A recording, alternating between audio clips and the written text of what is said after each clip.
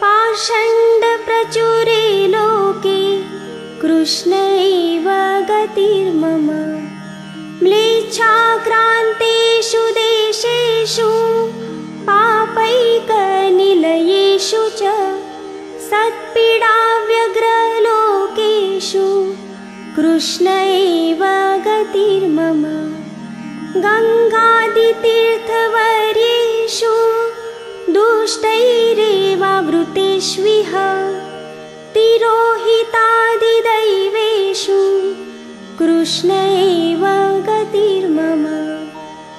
अहङ्कारविमूढेषु सत्सु पापानुवर्तेषु लाभपूजार्थयत्नेषु कृष्ण एव गतिर्मम।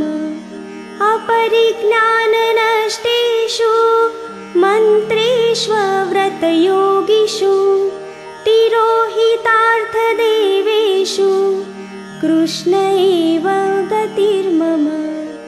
नानावादविनेष्टेषु सर्वकर्मव्रतादिषु पाषण्डैकप्रयत्नेषु कृष्ण एव गतिर्मम।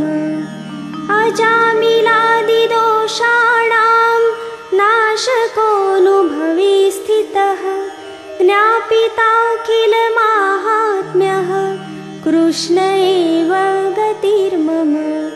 प्राकृताः सकला देवा गणितानन्दकं बृहत् पूर्णानन्दो हरिस्तस्मात् कृष्ण एव गतिर्मम। विवेकधैर्यभक्त्यादिरहितस्य विशेषतः पापासक्तस्य दिनस्य कृष्ण एव गतिर्मम। सर्वसामर्थ्यसहितः सर्वत्रैवाखिलार्थकृत् शरण्यस्थः समुद्धारं कृष्णं विज्ञापयाम्यहम्। कृष्णाश्रयमिदं स्तोत्रं यः पठेत् कृष्णसन्निधौ तस्याश्रयो भवेत् कृष्ण इति श्रीवल्लभो ब्रवीत्।